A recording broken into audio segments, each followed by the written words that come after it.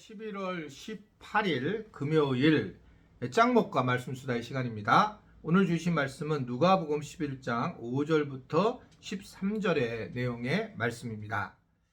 또 이르시되 너희 중에 누가 벗이 있는데 밤중에 그에게 가서 말하기를 벗이여 떡 세 덩이를 내게 구워 달라 내 벗이 여행 중에 내게 왔으나 내가 먹일 것이 없노라 하면 그가 안에서 대답하여 이르되 나를 괴롭게 하지 말라.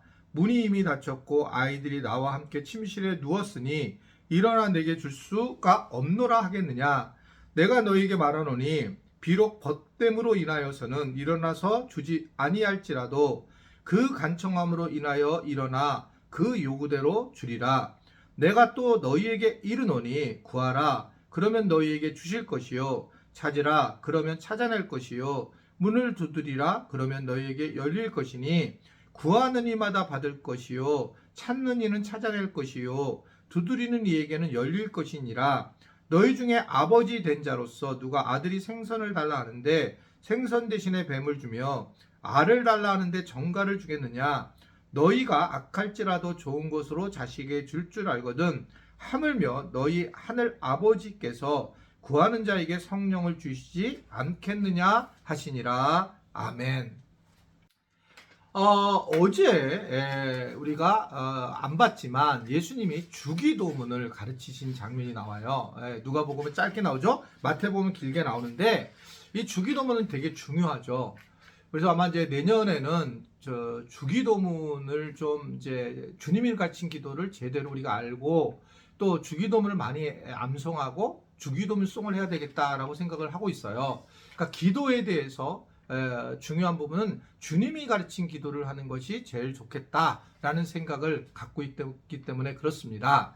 자, 어떻든 간에 이 기도에 대한 부분에 대한 이야기를 하시면서 기도에 대한 어떤 방법을 얘기를 합니다. 그게 이제 예화를 쓴 게 뭐냐면 밤중에 누가 친구의 어떤 찾아온 비유를 드는데 떡을 구하는 친구에게 결국 간청함으로 밤중에 와서 그렇게 했을 때 줄 수밖에 없지 않느냐라고 하면서 기도하는 사람에게는 반드시 응답이 온다라고 하는 걸 말씀하고 있는 겁니다. 그러니까 문을 두드리면 열려질 거고 더 두드리지 않으면 열려지지 않을 거다 이 말씀을 하고 있는 거예요. 그리고 어떤 천부께서 좋은 것으로 너에게 주지 않겠는가 라고 하면서 기도할 때 성령께서 좋은 것으로 주실 거다 라고 하는 것을 말씀하고 있습니다. 하나님께서 성령을 주시지 않겠느냐 라고 하는 걸 말씀하고 있는 거예요. 기도하는 것의 가장 큰 은혜는 성령님의 임재라는 거죠. 앞부분에 보면 우리는 구하라, 뭐 찾으라 했을 때 대부분 우리는 뭐 아파트, 뭐 자녀, 뭐 이런 쪽으로만 초점을 두지만 그게 아니라 우리가 13절에 보면 네가 악할지라도 좋은 것을 자식에게 줄 줄 알거든 하물며 너희 하늘 아버지께서 구하는 자에게 성령을 주시지 않겠느냐라고 하는 것을 말씀을 하고 있는 겁니다. 여기서 우리가 기도에 대해서 정말 잘 이해를 해야 된다는 거죠. 우리는 악한 종이거든요. 근데 자녀들을 사랑하죠. 그 자녀들이 우리에게 원할 때 그것을 주게 되어 있다라는 겁니다. 하나님은 일단 우리에게 기도하기를 원하셔요. 기도하기를 원하셔서 그 응답을 성령으로 주시겠다라고 하는 것입니다. 그러니까 무엇보다 구하는 이마다 두드리는 마다 이렇게 말씀을 하고 있는 겁니다. 자, 이걸 이렇게 이해하시면 될 거예요. 우리가 이제 기도를 하게 되면 이제 어떤 일이 벌어질까? 내가 원하는 것은 줄 수도 있고 주지 않을 수도 있습니다. 아파트를 기도했는데 줄 수도 있고 주지 않을 수도 있어요.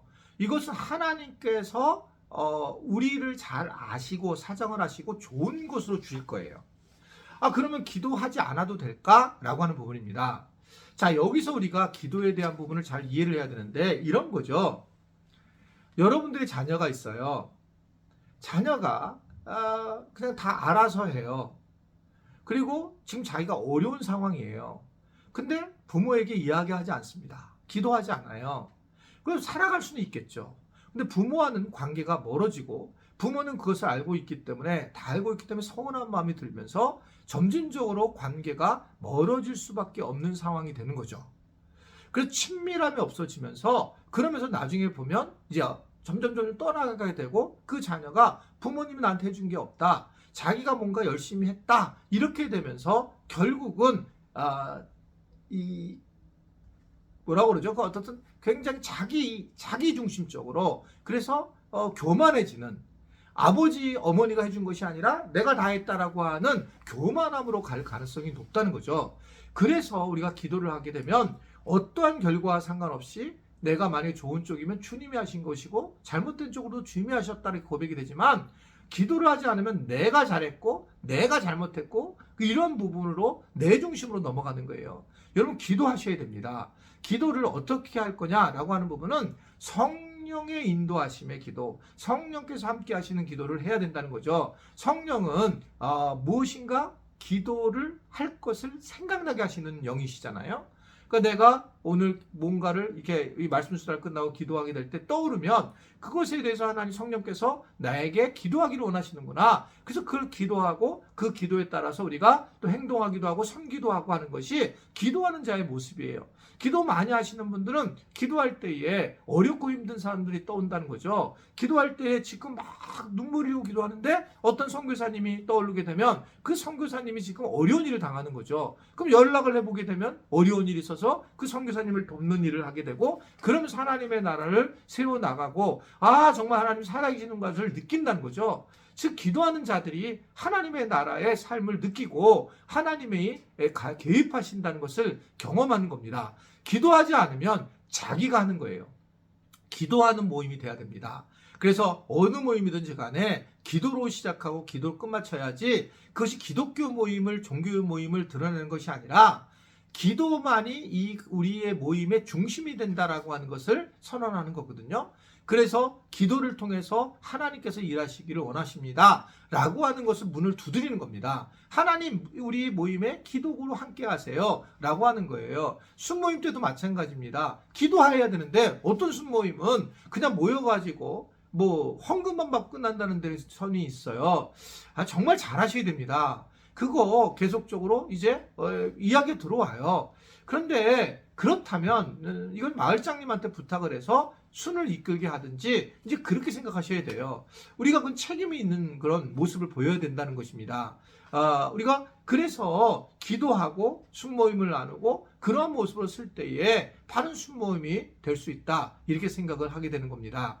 아무쪼록 기도의 자리에 오시고 기도가 성령을 받는 그런 기도의 모습이 될 수 있었으면 좋겠습니다. 기도를 통해서 하나님을 아버지로 더 깊이 만나는 은혜들이 곳곳에 있기를 주님의 이름으로 부탁을 드려요. 기도하겠습니다.